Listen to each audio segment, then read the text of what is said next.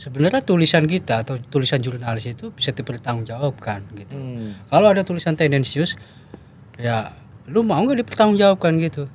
Kalau ada, nah itu baru namanya profesional sebagai seorang jurnalis. Kalau nggak ada, kantor nggak ada, orangnya dicari nggak ada, wah.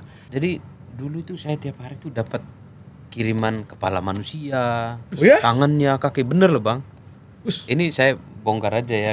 Ini menurut saya ini berita sensitif karena kenapa sensitif? Karena waktu itu setelah saya naikin berita ini saya coba konfirmasi ke Sekjen DPR. Nah pas Sekjennya ini nggak jawab.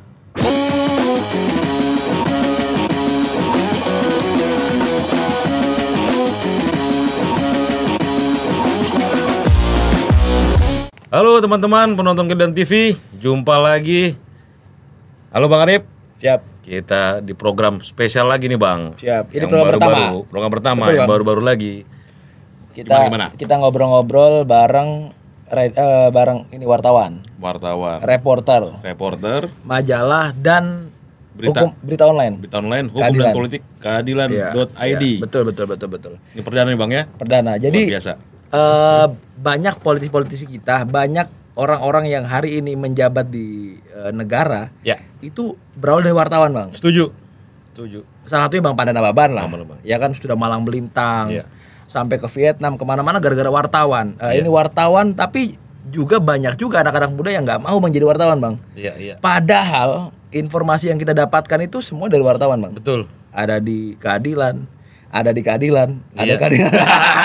Keadilan dan keadilan. Saya nggak mau nyebut brand lain soalnya. Keadilan pokoknya. Jadi maksudnya wartawan ini adalah profesi yang mulia ya. Mulia, wah Ya, keren setuju. banget, Bang. Ya. Jadi nggak ada berita-berita hoax, Bang. Iya. Iya, begitu. Oke, langsung aja kita kenalin, Bang. Ya. Ini dua narasumber yang sangat luar biasa. Yang pertama ada Bang Guri. Halo Bang Guri. Halo, selamat. Reporter dari keadilan. Sehat Bang? Alhamdulillah sehat. Luar Yang biasa. kedua ada Bang Holang. Sehat, Bang? Sehat, puji Halo Bang Tuhan. Holang. Puji Tuhan. Ini kayak gini semua. Cuk. Iya. Biasanya kita yang wawancara orang, sekarang gue yang wawancara ya. Iya. Tapi nggak apa-apa kan Bang? Gak apa-apa. Iya. Kita juga pengen tahu Sesekali. ada info-info apa gitu, Iya, Bang kan? out of the box ya. Iya, Betul. Biasanya kita hanya bisa di tulis ya kan? Iya. Sekarang kita berbentuk video, Bang. Jadi Iya, kita pengen tahu wartawan itu apa sih kendalanya? Bener nggak sih ada tantangan kayak misalkan diancam meninggal apa gara-gara mengungkit atau menaikkan berita apa misalkan? Iya. Karena kita pengen bahas tentang sana, Bang. Cocok kita masuk dari sisi kenapa Abang memilih wartawan? Iya, Bang. Bang Bang Holang Guri dulu dan deh. Bang Holang. Ya, Bang Kenapa, Holang dulu. Bang, jadi wartawan, Kenapa Bang? Iya ya, ini pertanyaan reflektif sebenarnya ini. Siap. Paham lah ya, pertanyaan reflektif. Ini ngajak saya untuk merenung ini, kembali flashback ke belakang tentang pilihan hidup lah. Mengapa saya harus jadi wartawan? Ini sebenarnya karena hobi ya. Bagi saya itu menulis itu hobi. Dan saya sendiri menulis itu sejak saya SMA. Berarti awal dari menulis ya Bang? Betul. Kalau tidak menulis berarti bukan wartawan. Iya. Saya mengutip kata senior kita. Oke. Siap. Oh iya dong. Kalau wartawan gak menulis ya berarti dia bukan wartawan. Iya, apa dong, Bang? Humas. Lanjut Oh, aja. iya. Bang. Itu. Jadi sejak saya SMA saya sudah nulis. Dulu saya nulis puisi lah. Iya. Setelah itu saya kuliah, saya kembangin terus. Ini menurut saya waktu itu skill. Bahwa keterampilan saya itu menulis. Saya ke yang lain nggak bisa. Siap. Bahkan waktu kuliah dulu kan kita disuruh untuk itu ya micro teaching ya.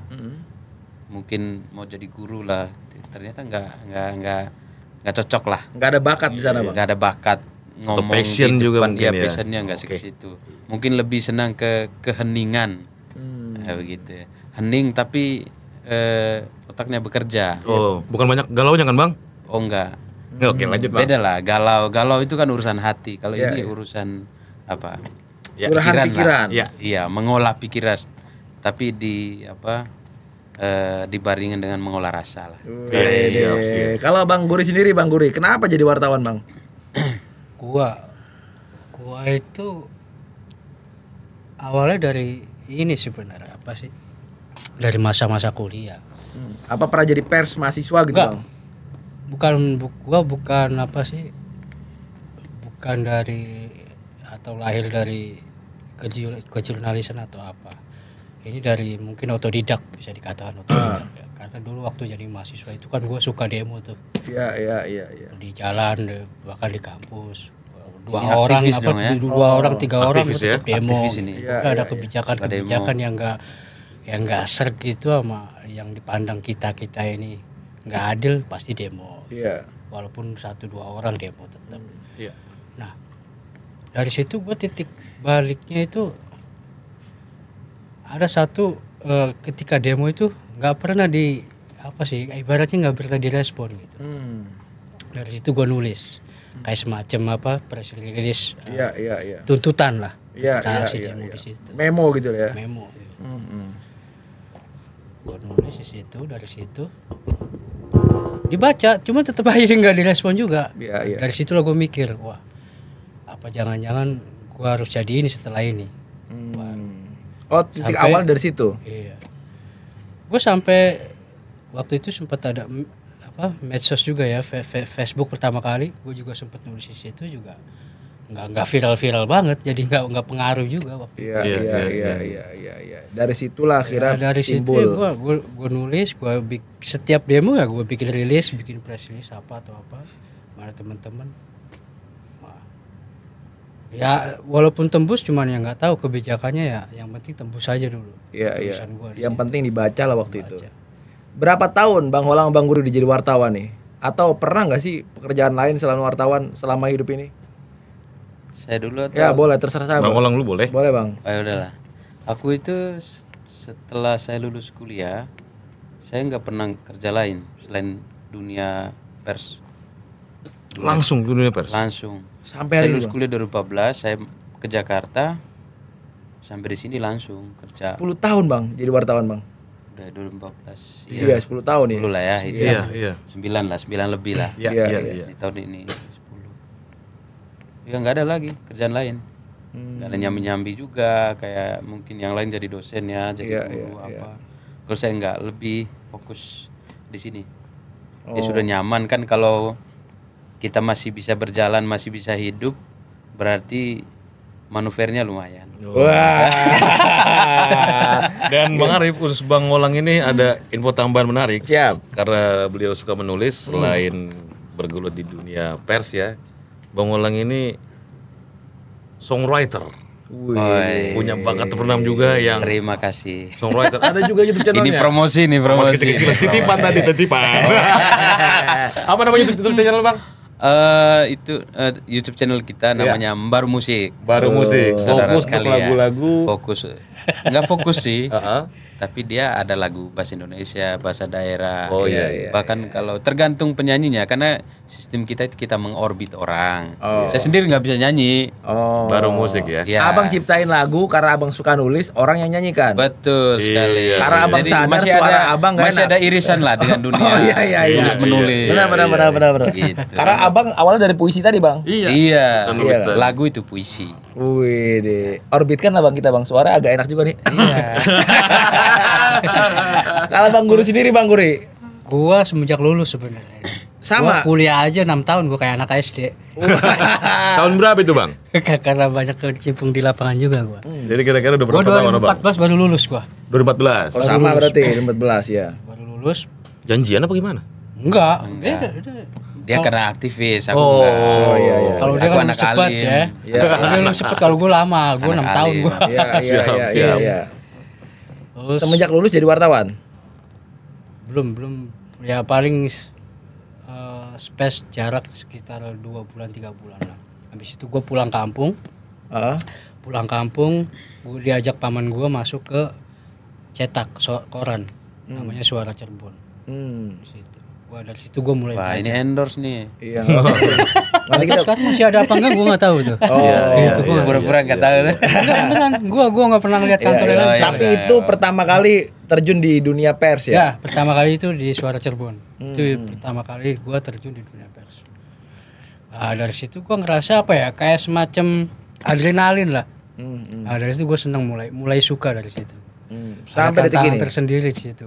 Gimana caranya bisa dapat narasumber? Gimana caranya membawa badan kita sendiri untuk aman.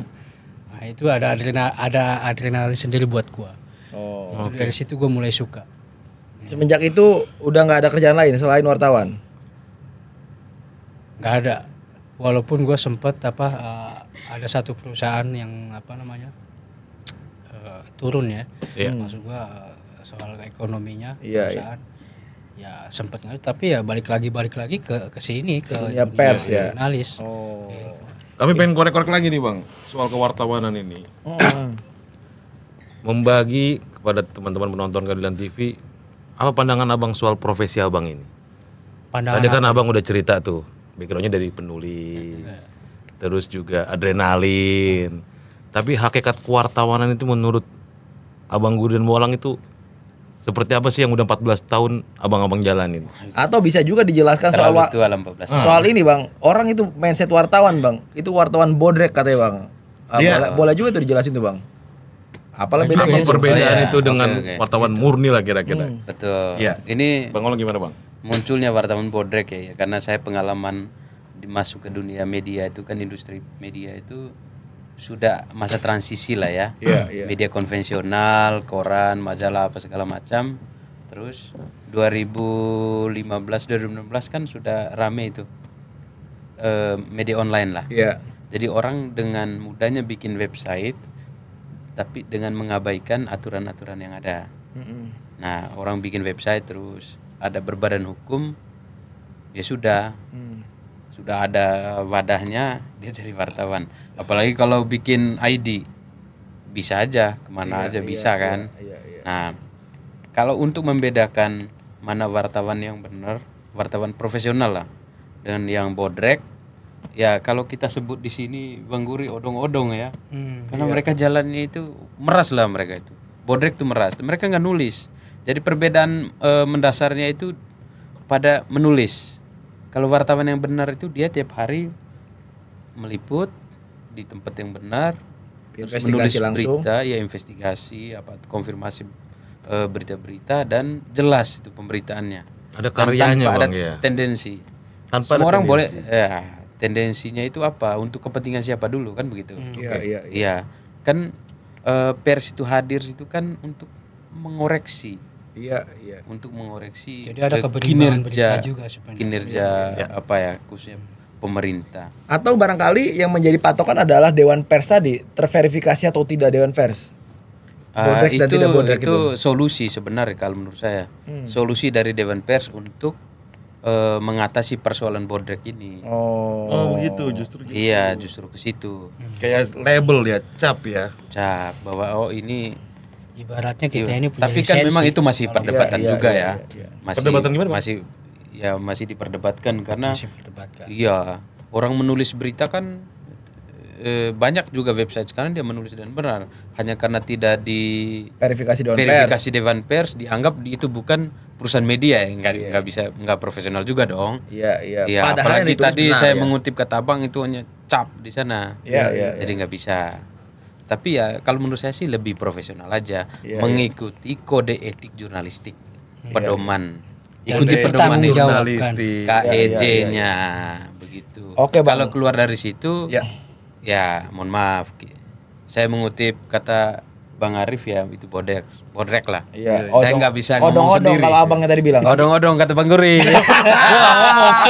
Ini jagonya kalau orang Dewan Pers selalu ngelesnya saya mengutip, aman barang itu. Kita tuh nggak kena tembak Pak. Aduh. Gua ngasih tambahan ini ya soal yang tadi lisensi atau cap stempel gitu. Sebenarnya tulisan kita atau tulisan jurnalis itu bisa dipertanggungjawabkan gitu. Kalau ada tulisan tendensius, ya lu mau nggak dipertanggungjawabkan gitu.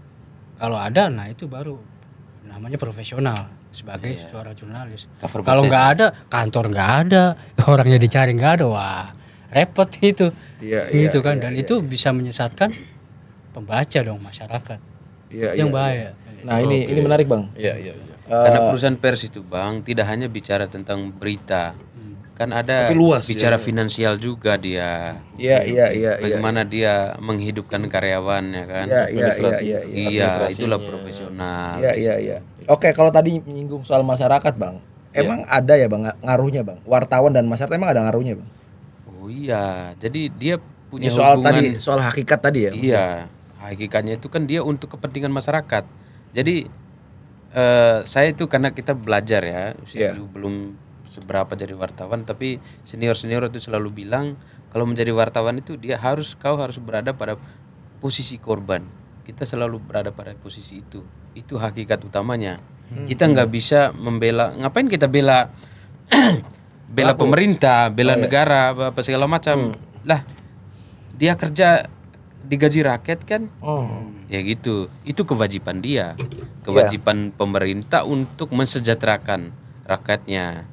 Jadi kita berada pada posisi korban, di mana masyarakat yang tidak tidak ada akomodir atau tidak diperhatikan oleh pemerintah, ya kita berada pada posisi itu, walaupun dia cuma satu orang. Gak ada kita kutip kita suci ya kan? Walaupun cuma satu orang. Nah, balik lagi ke tadi abang bilang kode etik jurnalistik. Jadi tertarik bertanya, gimana tanggapan abang ini? Menurut abang seberapa pentingkah menyajikan berita yang jujur atau akurat kepada masyarakat? Keberimbangan. Oke. Keberimbangan. Misalkan ada yang soal berita tendensius ya, kita harus menulis keberimbangan. Salah satu misalnya ada tendensius yang ini, ya kita harus konfirmasi yang lain dong. Gitu. Misalkan contoh dua sisi ya maksudnya, keberimbangan ini dua sisi atau iya, bagaimana? Dua sisi. Bahkan bisa 3-4 sisi lah. Tergantung. Nah, nanti dari hasil tulisan kita itu masyarakat yang menilai, pembaca yang menilai. Gitu. Jadi nggak bisa tendensius. Wah, bener nggak ini? Kalau tendensius kan ini seolah-olah menjurus satu orang doang. Iya, iya. Berarti gini bang, abang kan penulis majalah juga di keadilan ya dalam konteks ini. Berapalah narasumber yang dibutuhkan untuk mengupas atau mengkonfirmasi sebuah masalah bang? Oh, sebanyak-banyaknya kalau majalah. Minimal itu ya 3 gitu. Kalau di online? Di online ya cukup 1 gitu ya. Kalau di online ya. Nah, 2 kata abang tadi kan sebanyak-banyaknya. Tapi kan tetap ada kayak dalam sisi profesional ada kayak limitnya gitu, batasnya. Apa sih kira-kira? Nggak ada batasnya sebenarnya, minimal itu kalau di majalah ya 3. Kalau di majalah. Untuk akhirnya ini terverif bahwa ini benar. Kebenaran kita sebenarnya. Oh. Gitu. Kita kan butuh verifikasi persoalan. Jadi misalnya ada kasus pencurian. Iya. Ya dalam perspektif hukum itu kan dia ada asas praduga tak bersalah. Kita nggak bisa nuduh orang sembarangan dengan satu informasi yang sepihak. Kita tidak bisa begitu. Kita harus melihat juga si terduga pelaku ini sebagai korban juga, bisa jadi dia dijebak kan. Untuk sampel ya. Itu contoh yang sederhana, tapi itu kan nanti mungkin tidak hanya di dia terjadi hal seperti itu. Orang lain juga mungkin terjadi. Kita kan nggak tahu, banyak manuver orang untuk menjatuhkan lawannya kan, kita nggak tahu ya. Disitulah kehadiran wartawan, kehadiran media untuk memverifikasi, melaporkan secara akurat. Data-datanya itu harus betul-betul valid, dan karena yang kita sajikan ke masyarakat luas, bukan masyarakat di dalam tempurung gitu loh. Iya. Gitu. Lah terus akhirnya membedakan bang, ini kan kita lagi musim pemilu dalam konteks ini ya. Pemilu banyak banget berita-berita bohong bang, berita hoax sebagainya. Gimana lah masyarakat tuh bisa tahu bahwa oh ini berita bohong dalam konteks wartawanan?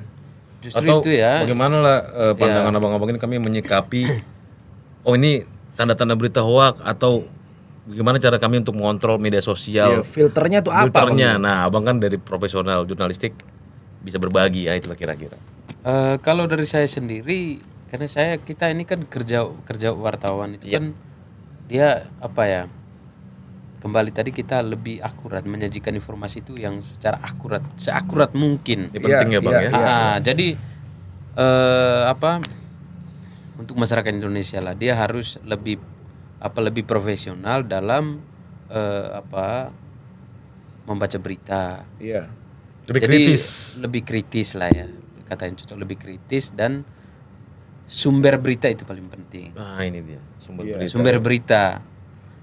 kan di Indonesia ini banyak platform ya, platform media, ada media sosial, ada media mainstream. Media mainstream itu kan kayak kita ini, kita kunjunglah majalah keadilan atau baca majalah keadilan Indonesia.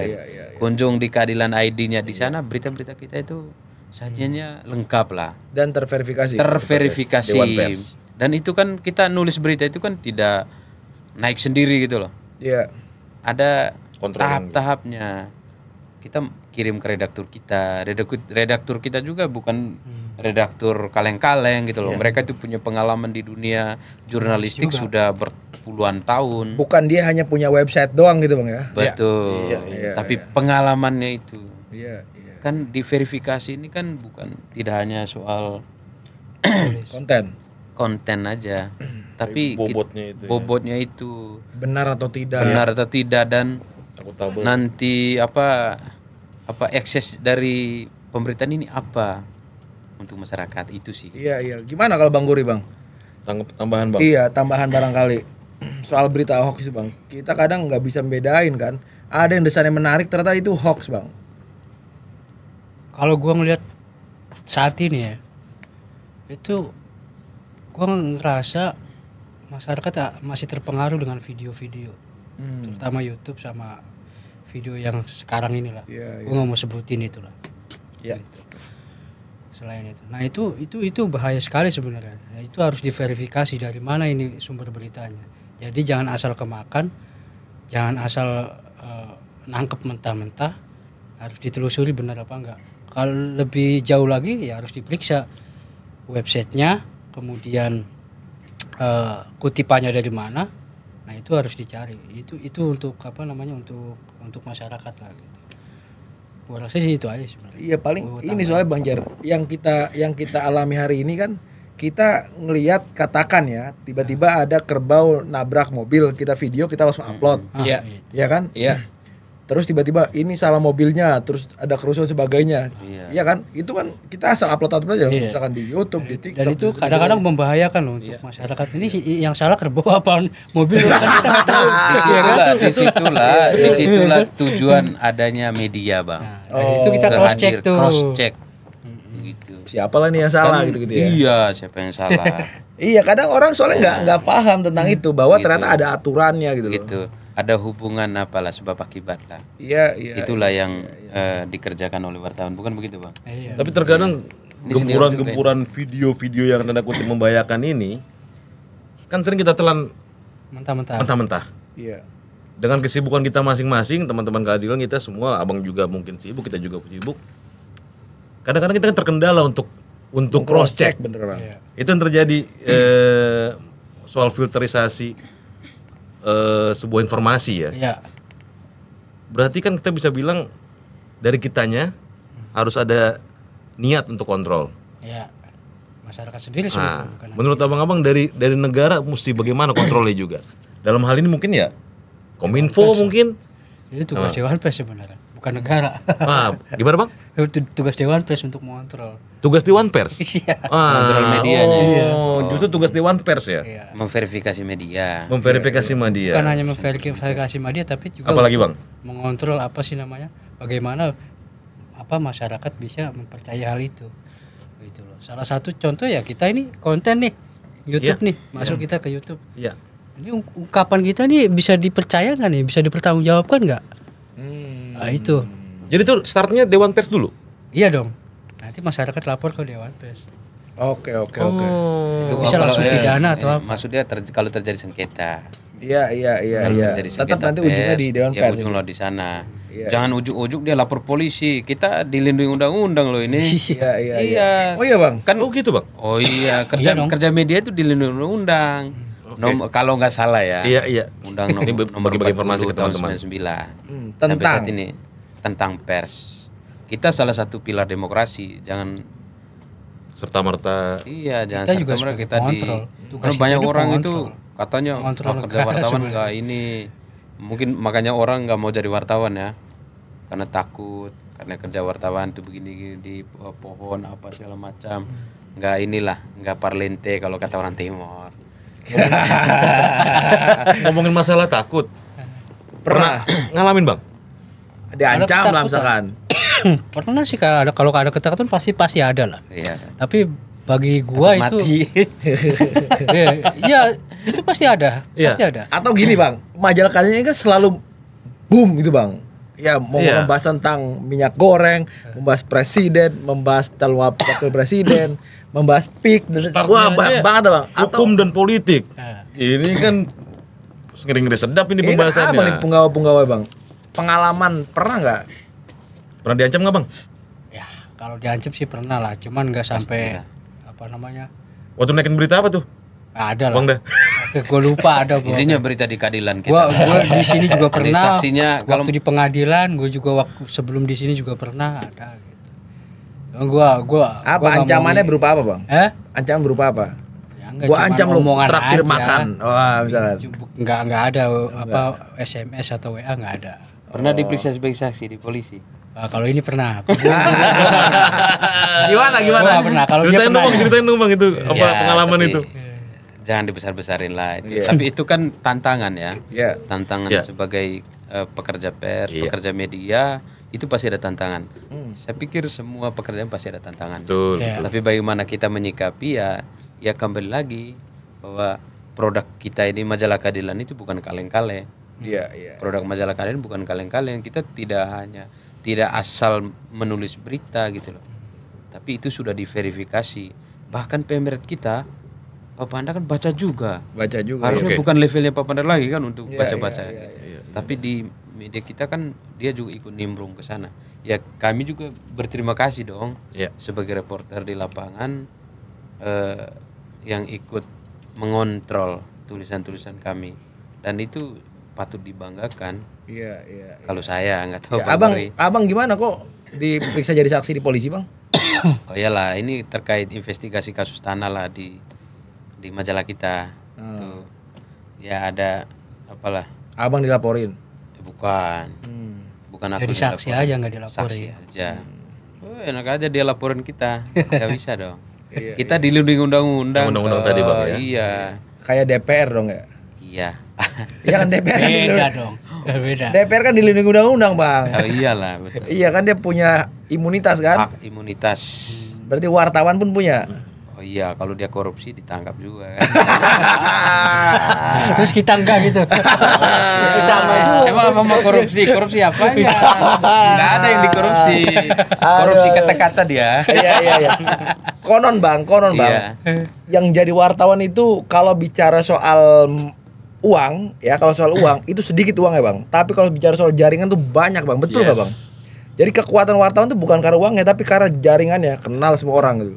Atau bahkan enggak, Ya, jaringannya terkonfirmasi banyak, uangnya lah ya. juga banyak. Ah, mana tahu. Jaringan itulah yang mahal. Terkonfirmasi bagi lah. kita. Jaringan itu mahal. Iya, karena kepercayaan dari narasumber, kepercayaan dari teman-teman lingkungan itu yang lebih mahal dari uang. Ini patut dikutip Karena ini. kalau kita Jadi kemana kuat saja ini. kita bisa hidup. Masuk di TikTok. Jauh. Kuat 2024. Bagi-bagi pengalaman nu bang. Tadi kan abang cerita pernah jadi saksi jadi polisi kan. Kira-kira selama Bang Guri dan Bang Holang jadi wartawan, ada kejadian menarik apa yang teringat sampai sekarang selama abang meliput berita? Dari Bang Holang kali dulu. Atau berita apalah yang paling menarik menurut abang gitu? Ya. Abang pernah tulis. Abang pernah investigasi tantangannya waktu itu. Nah, bagi sedikit bang pengalaman. Ya, semua liputan kita itu punya tantangan masing-masing. Iya, kan? iya. Namun pertanyaannya menarik tadi. Soal apa yang menarik ya? Iya.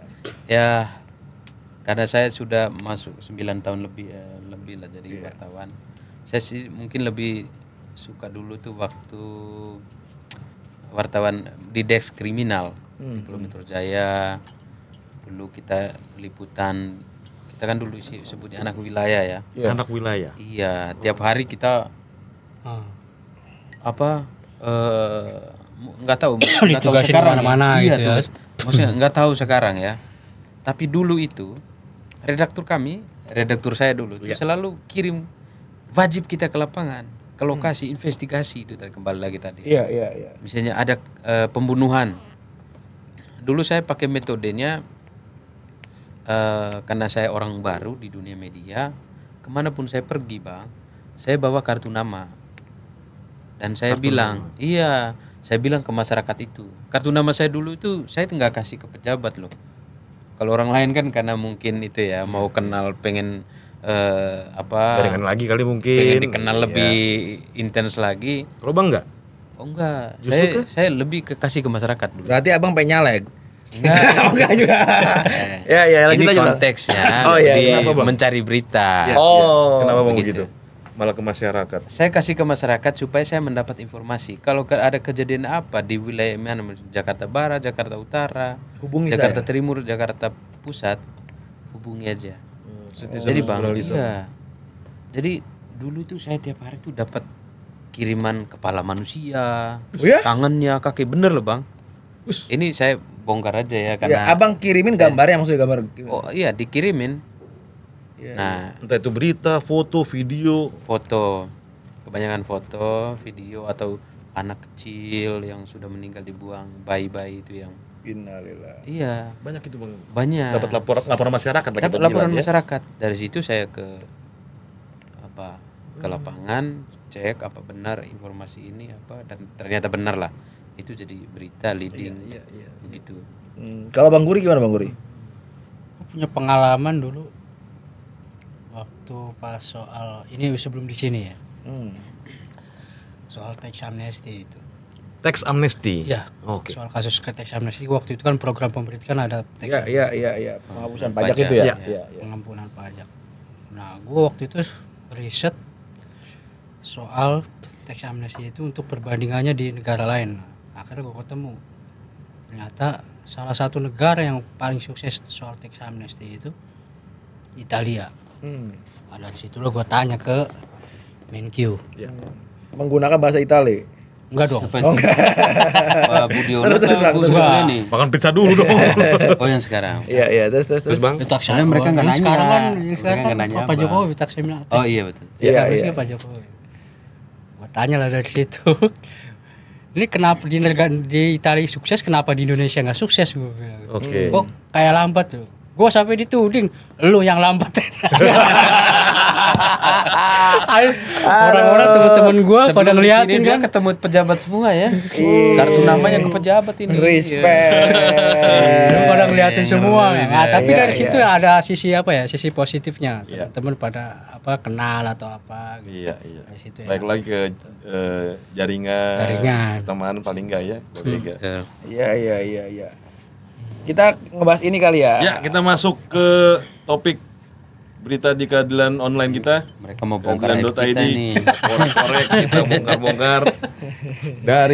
Mungkin dari Bang Olang dulu nih Bang. Apa yang menarik beberapa hari ini atau yang lagi Abang liput kira-kira? Aku Di baca nih ya. keadilan.id. Ya. Sekjen DPR anggarkan 2,1 miliar sewa mobil golf listrik. Emang nggak mampu Bang buat beli Bang? Harus nyewa. Nah justru itu yang menggugah saya menulis soal ini. Iya. Begitu. Memang ini kan hasil karena jaringan tadi ya, seperti yang Bang Guri bilang. Iya. Kita punya jaringan luas ya, kita dapat informasi. Iya. Ini salah satu buahnya. Iya. Nah, tapi bukan untuk dimakan sama bos kita ini. Tapi ini untuk masyarakat. Tapi kita masyarakat juga ya. Iya. Nah, jadi ini dianggarkan tahun 2023 untuk realisasinya 2024 ini kan.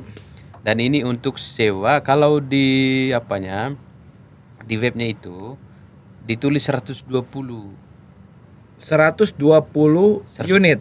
unit. Iya. Tetapi ternyata setelah saya konfirmasi ke Sekjen DPR Pak Indra Iskandar, dia bilang itu cuma 10 unit. Loh. Memang waktu itu Bang, ini ya entah dia baca, tapi memang ada pengaturan di WA gitu ya. Iya. Enggak seolah-olah enggak kebaca, tapi ternyata udah dibaca. Iya, ada settingannya Tapi tuh. iya, ada di settingan itulah. Iya. Nah, beberapa menit kemudian saya ke kantor dong. Kan waktu itu kita Iya. Ngobrol-ngobrol. ngobrol lah dengan Bang Jir. Dia bilang setelah dia baca berita ini, dia bilang, Bang Olang, kita eksekusi di podcast ini. Siap. Saya bilang siap, satset. Satset. Nih jangan sampai abang satset nih. Satset salah itu satu- Bang. Bang, satset itu untuk membawa perubahan Bang. Ada namanya kopi satset. Iya. Kopi sachet maksudnya. Biar netral dulu.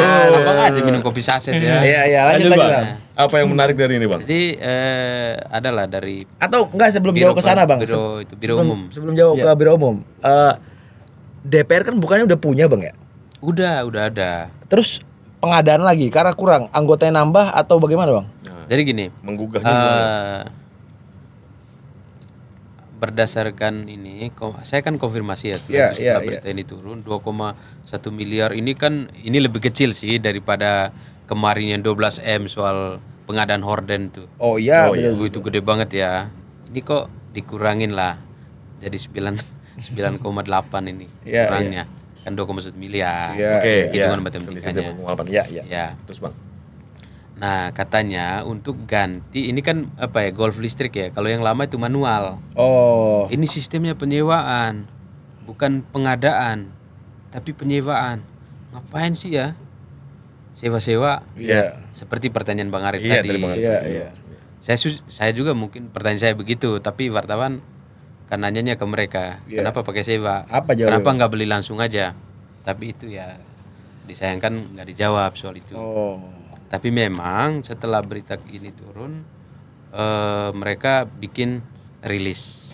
Berita rilis. Oh, mungkin bisa di next page ya. Iya. Enggak, mereka bikin apa? Di Bikin DPR? press release dari mereka, dari Sekjen menjawab berita ini. Cover both side dari mereka. Mantap juga berarti, Bang. Ya. Langsung dibaca berita kajian ini Direspon. Oh, dibaca karena Direspon. karena kita kan gas tadi, makanya saya bilang tadi kita satset langsung. Iya, Begitu. gaspol. Isi dari Kayaknya rilis itu apa? punya- Isi rilis itu apa, Bang? Nah, itu dia. Nah, mereka menjawab soal ini bahwa 2,1 miliar itu untuk penyewaan 10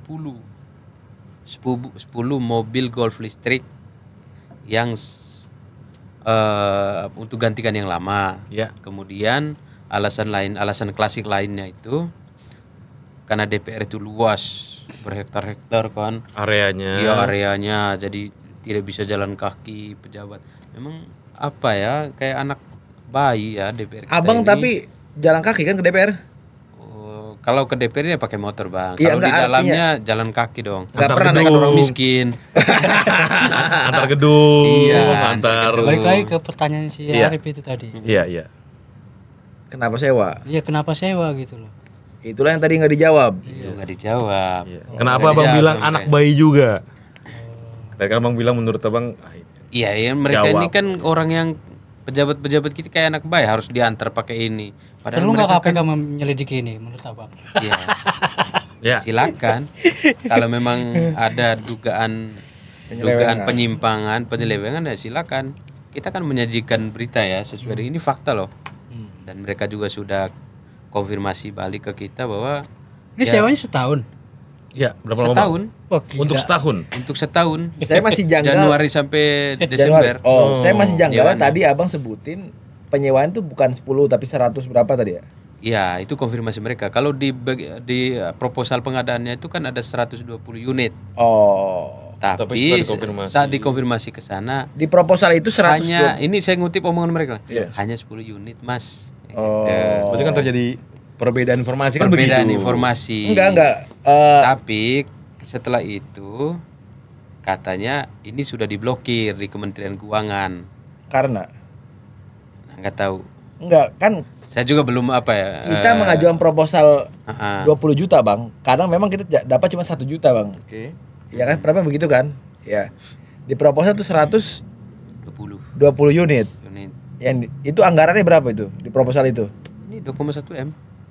2,1 M dengan total di proposal itu 120 unit. 120 unit, sewa 120 unit. Nah, ini bisa 2,1 Hanya sewa, bukan beli lo ya. ya. Bukan beli. Sewa 10. Enggak masuk logika maksudnya, Bang. Berarti satu unitnya kan kira-kira 210 juta kan begitu kan?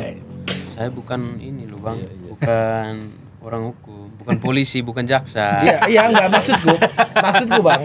Iya bener ternyata ada Iya, Bang iya, Holang iya. ingin menyampaikan ada Iya, kejanggalan. ada kejanggalan di situ. Di proposal dengan anggaran 2,1 itu kita bisa sewa 120 unit.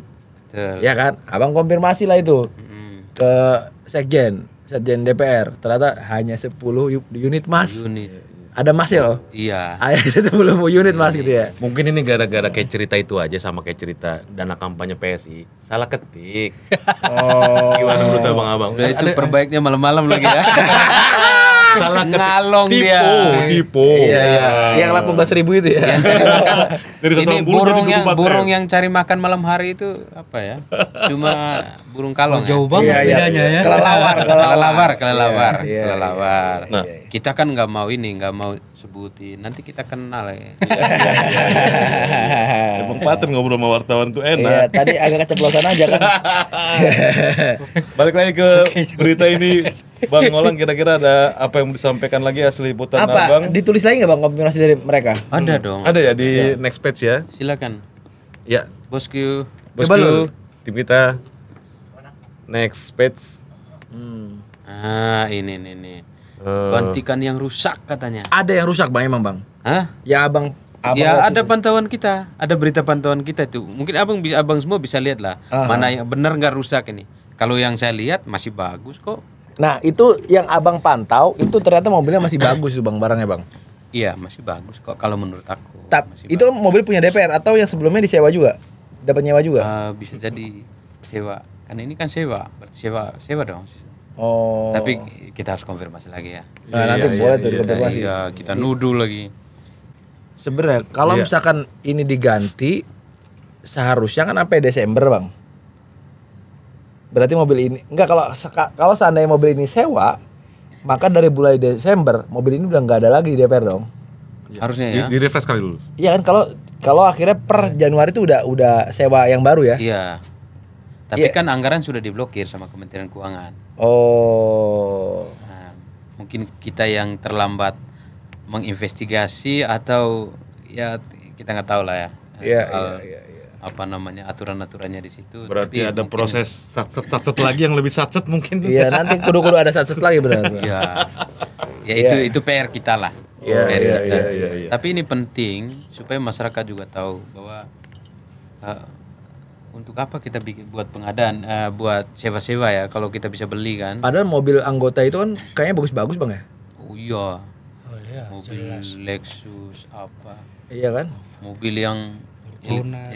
elit lah. Makanya Bang, Iya, iya. banyak komika itu ngomong Bang, Iya. anggota dewan ini bagus-bagus, pinter-pinter dan sangat merakyat Bang. Iya. Masyarakat pengen butuh mobil mewah sudah diwakilkan anggota dewan. Iya. Masyarakat pengen rumah mewah sudah diwakilkan anggota dewan. Masyarakat pengen iPhone 15 sudah diwakilkan anggota dewan. Jadi anggota dewan ini paten. Dan, Karena dewan perwakilan rakyat. betul. Oh, masih bagus ya ini Golf ya. Bagus nih.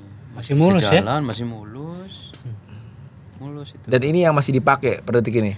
Kalau kita hitung ada berapa itu? 1, 2, 3, 4, 5, enggak nyampe Ada di 10. bawah. Ada berapa? Ada di tubuh berita coba.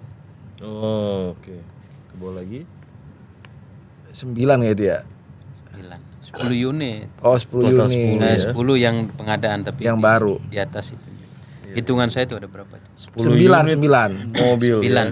Data yang saya peroleh 9 unit dalam kondisi rusak dan 3 unit sudah dihapuskan. Maksudnya gimana, Bang? Iya. 9 tambah 3 12. Aslinya berarti ada 12. itu. 12.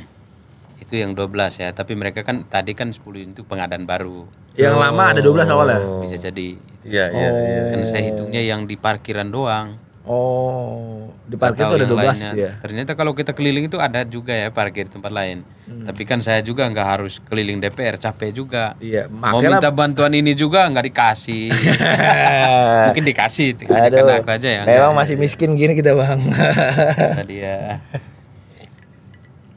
Ada lagi Bang yang pengen Abang sampaikan terkait ini, Iya. Bang? Terkait ini atau mungkin ada next berita lagi yang menurut Abang menarik untuk kita sampaikan ke Iya, teman-teman? kalau kita bicara tentang kejanggalan DPR ini kan banyak ya. Terutama ini soal pengadaan Iya. dan di fungsi ini kan bagian fungsi anggaran ya. Kalau fungsi legislasi juga. Wah, ini mereka ini bahas terus rancangan undang-undang di DPR. Tapi hasil akhirnya ya cuma satu yang disahkan.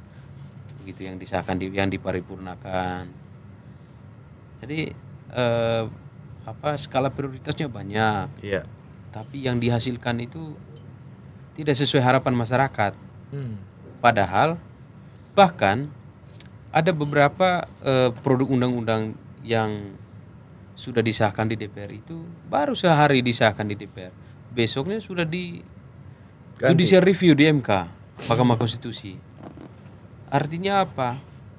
Ada banyak proses yang dilalui yang mengabaikan dari sisi antropologi, sosiologis maupun filosofisnya. Itu ya pembentukan undang-undang itu kan dia harus melalui tahap-tahap pendekatan tiga elemen dasar itu. Berita Bang ini ada di keadilan. Kita bisa masuk ke Nah, ini misalnya ini pada masa sidang terakhir. Penutupan masa sidang 2023 kemarin. Itu DPR dari sibuk berapa kampanye. legislasi yang dihasilkan, yang disahkan itu cuma satu RUU, yaitu Undang-Undang ITE. Yang memang revisi Undang-Undang ITE ini kan lama sekali. Dan saya sering beberapa kali saya tulis juga di majalah kita. Yang terakhir itu saya tulis soal bagaimana alasan DPR waktu itu. Kan DPR ini tugasnya beralasan. Ketika belum disahkan dia beralasan, beralibi, segala berdalil. Apa itu tugas DPR, Bang? Ya itu tadi. Tadi Abang bilang tugas DPR kan beralasan katanya. Iya kalau saya ya. Ya kalau kita konfirmasi, kalau wartawan konfirmasi alasan dia ini. Nah kalau yang kemarin ini yang saya tulis di majalah kemarin itu soal kenapa belum disahkan sementara sekarang sudah masuk masa kampanye pemilu. Kan itu ada kaitannya dengan Undang-Undang ITE soal mengancam privatisasi orang. Yang pasal 27 itu loh Bang. Abang pasti hafal lah itu. Tapi aku kayaknya cuma enggak satu itu doang. Kayak enggak fair Bang ketika Bang Walang menjelaskan itu, tapi katakan DPR kan 5 tahun Bang ya ngejabat. Berapalah 5 tahun masa ini mereka udah menciptakan atau mengetok palu diparipurnakan. Kalau itu data-data itu ya, data yang secara keseluruhan lah itu. Nah, kalau data secara keseluruhan saya harus baca majalah dong. Itu ada di majalah keadilan. Bang, jangan suruh wartawannya lagi baca dong. Suruh masyarakatnya. Tanya ke masyarakat pembacanya. Siap. Kita sudah sajikan di sana. Ini selama 2023 ini cuma satu yang baru diketok. Bukan. Di masa sidang 2 penutupan sidang ya akhir tahun ini, tahun 2023 kemarin, yang dihasilkan itu cuma satu undang-undang. Yaitu Undang-Undang ITE. Bukan. Masa sidang, penutupan masa sidang. Kan reses. 1 bulan setelah itu masuk, bahas. Gitu. Karena sibuk dan itu jadi sorotan Formapi juga. Forum Parlemen Indonesia. Dan ini kemarin mereka ini sebelum masuk sidang hari ini, pembukaan masa sidang hari ini mereka sudah bikin konferensi pers mengkritisi kinerja mereka yang tahun kemarin. Formapi mengatakan berdampak pada kinerja legislasi karena DPR sibuk bisa kampanye. Jadi ini karena sibuk kampanye. Dan tadi soal kampanye ini, dan itu ada dalam poin pidatonya Ketua DPR hari ini. Apa Bang? Puan Maharani. Ya, kampanye itu memang bahasa mereka itu sangat normatif ya. Di tengah kesibukan kampanye, DPR tetap bekerja untuk rakyat. Ya, nanti kan kita lihat bener apa enggak ini. Sampai tanggal 7 Februari mereka hasilkan undang-undang baru enggak? Ada berapa tadi coba lihat? Tadi PR yang pekerjaan rumah. Ada di berita. Ini 19 RUU yang harus mereka selesaikan untuk masa sidang ini sampai 7 Februari nanti. Sebelum Pilpres itu ya? Iya. Abang yakin ini bakal selesai Bang? Enggak lah. Enggak yakin? Enggak yakin. Ada nggak di RUU ini yang urgent untuk segera diselesaikan Bang? Ya menurut Abang aja. Ya kalau nggak urgent amat kan ya anggota dewan ya mungkin bakal nyantai ya. Enggak. Semua undang-undang itu kan menurut saya urgen Bang. Karena itu untuk kepentingan masyarakat. Di mana ada masyarakat, di situ ada hukum. Hukum itu terkait perundang-undangan. Iya. Jadi semua produk legislasi itu kan untuk kepentingan masyarakat, Bang. Masyarakat umum, bukan untuk DPR sendiri. Iya. Namanya juga mereka wakil rakyat untuk rakyat. Bukan wakil rakyat untuk diri sendiri. Iya. Mewakili rakyat tapi. Iya. Bagus juga itu. Iya. Oke. Itu hanya itulah. Ini kita ke Bang Guri. Kita ke Bang Guri sekarang nih, korek-korek nih. Bang Guri. Apa nih Bang berita yang lucu-lucu? Enggak sih, kalau gua belum ada yang lucu-lucu lah. Yang ngeri-ngeri deh. Kan ngeri aja. Mungkin gua kalau masih ngebahas yang ini sih soal pemilu. Terkait, ya, masih flashback ke 2019 untuk mengantisipasi ke 2024. Oh iya, gimana Bang? Jadi pada tahun 2019 itu kan ada sejarah kelam ya. Kalau menurut gua sejarah kelam sih sebenarnya. Apa tuh Bang? Karena baru kali ini kalau menurut gua petugas KPPS meninggal banyak ratusan. Oh iya. Tragedi. Kalau gua ngelihat data atau gua kemarin Investigasi. Tanya ke KPU. Ada sekitar 722 anggota ad hoc yang meninggal. Sementara data di 2019 anggota KPPS-nya kan badan ad hoc kan ada 3. Badan ad hoc KPU kan ada 3. Ada PPS, PPK sama KPPS. Gitu. Nah, KPPS gua ngeliat data di 2019 ada sekitar 800 sekian lah. Oke. Atau sekitar 850 berapa gitu gua lupa. Nah, sementara hasil penyelidikan Komnas HAM juga ternyata diam-diam menyelidiki soal ini juga tuh. Nah, terakhir di bulan November 2023 kemarin sudah keluar hasil penyelidikannya. Komnas HAM. Apa itu Bang? Sekitar 500 ya, Komnas HAM sekitar 522 kalau nggak salah. 522 yang meninggal. Karena apa Bang? Boleh dipotong nggak? Boleh. Masa Komnas HAM diam-diam kerjanya? Jangan dong, mereka digaji rakyat kok. Oh iya, jangan, kalau namanya pemerintah itu nggak boleh diam-diam kerjanya. Iya, harus transparan dan akuntabel. Lanjut Bang Guri. Mohon maaf Bang, cuma intermezzo. Itu lagi. Ya, lanjut Bang. Terus apalagi gue jadi lupa nih Bang. Soal Komnas HAM itu punya 500 dan sekian. Iya, Komnas HAM dari data Komnas HAM ya itu November 2023 kalau nggak salah tanggal 16 itu. Iya. Nah, ternyata dari hasil penyelidikan Komnas HAM itu ada beberapa faktor. Gue nyatet dari Komnas itu ada 6 faktor. Pertama itu ada beban kerja dari petugas KPPS. Beban kerjanya. Karena apa waktu itu setelah pencoblosan ya. Yeah. Setelah pencoblosan itu 12 jam harus selesai. Waktu 2019. Akhirnya diporsir lah mereka. Kerja Rodi lah ya. Iya, kerja Rodi. 12 jam. Kali. Tapi kalau gajinya 20 juta nggak apa-apa juga Bang. Wah, itu salah satunya. Itu salah satu di kampung faktor berapa juga itu? Cuma 600.000. Terus? Dari faktor itu ya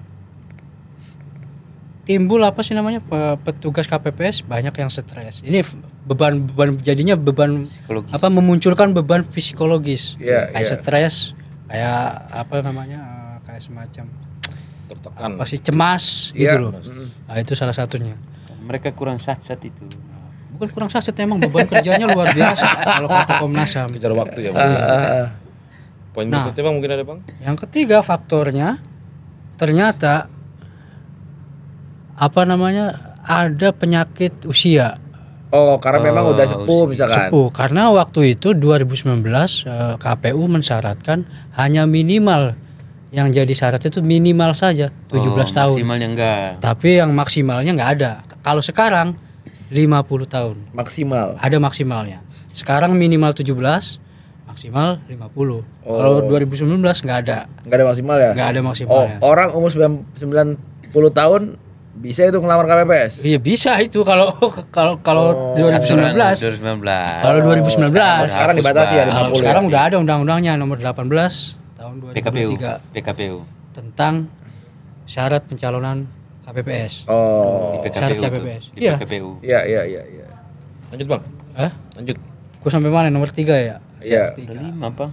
Nomor 4 ternyata wah ini Kementerian Kesehatan enggak dilibatkan secara aktif. Tahun kemarin. Tahun 2019. Tapi katanya tahun kali bang, nggak ada anggaran. Ya nggak tahu, itu urusan KPU lah sama kementerian lah itu. Gua nggak tahu. Kalau sekarang katanya dokter katanya ada katanya. Terus kemudian umur 17 sama 20 tahun kemudian harus sehat. Nah, itu yang mau jadi ke KPPS, anggota KPPS. Dari situ. Apalagi faktor gue lupa, ada 6 itu. 5. Oh ya, satu lagi gue lupa, gue nyatet di sini. Iya, iya. Gue boleh ya, gue boleh Bang, boleh. Buka-buka ya. Boleh. Berarti yang 2019 ini jadi kelinci percobaannya. Iya. Karena kelinci percobaan. karena penting juga tentang ini, kita nggak mau lah tragedi itu terulang kembali. Ya, Yang nomor 5 lebih itu kepada benar ada solusi durasi ya. kerjanya ternyata. Durasi kerja kayak semacam ada durasi kerja tambahan. Kayak misalkan ada logistik rusak. Terus kemudian apa namanya? Data-data yang nggak akurat. Nah, itu mereka juga yang kerjain. Mengganggu deadline lah kira-kira Mengganggu seperti itu. Enggak, kalau misalnya bicara logistik rusak, hari ini juga udah banyak Bang yang rusak. Ya, yang mesti Logistik diperbaiki rusak, atau atau misalkan diantisipasi kita- oleh Kalau KPU. kita lihat media misalkan banyak juga yang diwarnai tiba-tiba contoh surat suara cuma 2, itu butuh persiapan ulang kan. Atau Harusnya logistik ada 3 itu ya, 3 calon ya. atau ada 3 misalkan dalam konteks pilihan presiden ya yang terdaftar KPU. Oh gitu. Berarti itu ada kecurangan dong ya. Oh saya nggak tahu juga ya. Kan Oh iya ada dong. narasumbernya di sini. Kan sudah jelas penetapan KPU ada 3 Iya, calon. iya. Capres dan Cawapres. Itu salah Saat input. simulasi, saat simulasi satunya nggak ada. Iya. Itu udah simulasi Pertanyaan putaran 2 masyarakat berarti ada ya. apa? Iya. Ya itu tugas Bang Gurila untuk investigasi. Apalagi Bang? Apalagi Bang soal, Guri kira-kira soal apa yang PPATK katanya Abang ada bongkar-bongkar juga. Pak, kalau PPATK sih, kalau KPU sendiri itu normatif lah jawabannya. Mungkin diawali dengan Bang Holang ya. Boleh kita coba tampilkan dulu deh ya PPATK. Konon Bang katanya ada yang mengalir ke ini Bang, ke dana apa ke Bendara parpol. partai.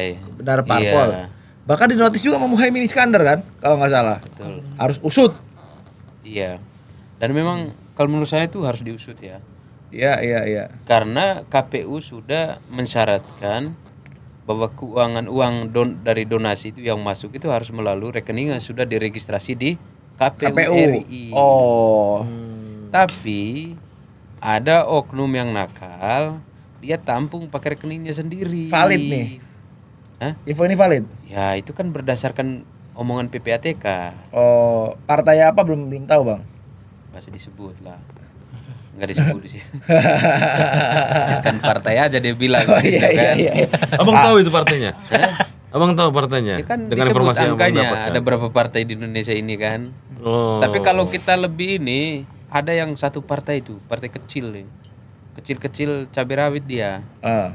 Jadi kita apa namanya? Dia laporan penggunaan dana kampanye untuk calegnya. Ya. Masa cuma berapa ribu, Bang? 18.000. 180.000.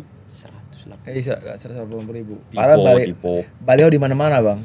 Balihonya di mana-mana. Jadi Gede-gede ini pula. kritik ini masyarakat harus apalah, harus jeli juga ini melihat Proaktif, persoalan ya. proaktif.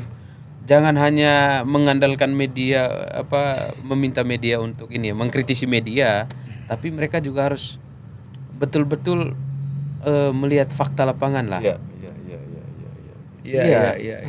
Bang Guri mau tambahkan lagi? Bang Olang? Iya, jadi masyarakat harus betul-betul loh.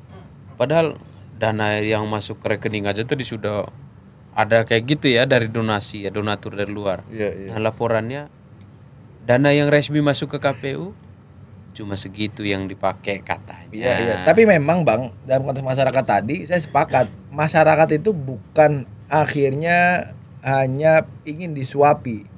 Kadang makanan udah ada Bang, Betul. tapi mereka nggak mau mencari, nggak mau makan itu Bang, Betul. ya kan? Nah ini masyarakat juga perlu melek ya terkait media itu, apapun bisa di cross check aja, bisa di Iya. searching dan sebagainya. Searching lah, carilah media-media yang benar. Iya. Ini sampai Mahfud MD tidak boleh ada intervensi kepada PPATK. Oh, ini berita Terus lama ini. sebenarnya kalau gue tambahin dari Ini ini ya, berita lama. dari KPU sendiri sebenarnya Ke depan, Bang. ya. Apa mau lanjut ini? Boleh. Gue dari hasil liputan abang. Nah, kalau gua dari hasil di KPU sendiri, KPU sebenarnya nggak bisa ikut campur dalam hal itu. Oh. KPU Karena hanya dia pelaksana. ini dari hasil Dia pelaksana undang-undang doang. Iya. KPU. hanya fokus pada laporan dana kampanye. Oh. Dan dia untuk menganjurkan kepada peserta pemilu masuk ke dalam rekening khusus dana kampanye atau RKDK. Nah di situ. Nah kalau di luar itu ada dugaan atau apa itu di luar KPU kan, itu di luar Kewenangan. Karena KPU tidak melakukan intervensi atau dengan perbankan. Itu KPU. Jadi KPU hanya sebatas Menganjurkan. menganjurkan aja. Iya. Itu Enggak ada sanksi pun enggak Iya ada. urusan aparat penegak hukum lah kan Sanksi itu kan untuk TPPU ini pun nggak ada. maksudnya. Iya. Berarti di pencucian uang ya. Yang tidak resmi-resmi itu kan pencucian uang. Iya. Iya. Kita cari yang resmi-resmi aja lah ya. Tapi kayak ini enggak sih Bang, ya sudah menjadi barang yang mafhum atau hal yang biasa enggak sih ketika ada anggaran yang nggak bisa tuh akhirnya disumberkan ke rekening di KPU doang dalam konteks Indonesia gitu. Ya udah jadi barang yang kita semua pahami, rahasia umum. Oh, udah jadi rahasia umum hal Iya sih. seperti itu. Memang negara kita ini lebih banyak melanggarnya. Ya, lebih senang melanggar daripada mengikuti. Iya. Mengikuti aturan yang ada maksudnya. Itu ya mungkin itu karakter kali ya. Ya terus Bang, terus. Kalau candaan zaman dulu kan peraturan dibuat untuk dilarang. Mau dilanggar. Peraturan dibuat untuk dilanggar. Iya, Kita revisi tuh. Kita revisi tuh. Iya, karena sifatnya memaksa, makanya dilanggar. Aturan kita itu sifatnya memaksa. Loh, memang hukum mah begitu, Bang.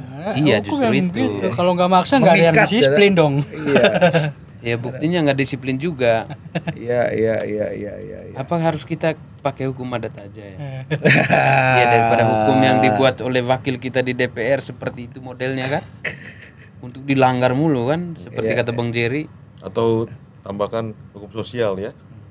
Ada juga sanksi sosial, hukum sosial kan. Ya, memang itu yang ditawarkan dalam KUHP baru itu kan lebih banyak itu keuntungannya. Kalau di KUHP baru kita undang-undang hukum pidana kita lebih solusi alternatif paling bagus itu ya hukum sosial. Dan memang seperti itu. Dan kita ngambil contoh di Belanda sekarang kan kosong penjaranya. Karena memang nggak ditindak kali, Bang. Memang apa hukumnya itu kembali ke masyarakatnya ya. Masyarakat bisa jadi kan banyak motif orang melakukan Nggak tindakan problemnya, kejahatan. Bang. Memang kadang hukum itu, Bang, dipermainkan, Bang. Diobral. Anjay. Kalau kata Mahfud kemarin itu diindustrialisasi. Wih, Putusan MK Terlalu semangat. Oke, Bang Jerry. Oke, mantap. Nanti kita ada podcast lagi berikutnya dengan Bang Orang dan Bang Guri dengan investigasi liputan yang lebih seksi dan dahsyat lagi. Kita tunggu Bang Dabangnya semua. Siap. Ntar kita minggu besok kalau kita nanti podcast lagi, Bang, kita pengen tahu kira-kira euforia ada di debat kandidat tuh, Bang. Ya. Ya, nanti tapi jangan bocor sekarang, Bang. Di video selanjutnya bisa ditonton nanti. Di podcast berikutnya. Di sana itu banyak banget kan, ada yang tiba-tiba ngomong Anies, misalkan. Anies, Mbak. Atau tiba-tiba berantem antar pendukung. Nah, itu euforia itu kita nanti bisa ulik bareng-bareng. Bisa Ganjar. Nah, Atau oke. Siap. Oke, jumpa lagi di Kadidan TV di episode berikutnya. Salam merdeka.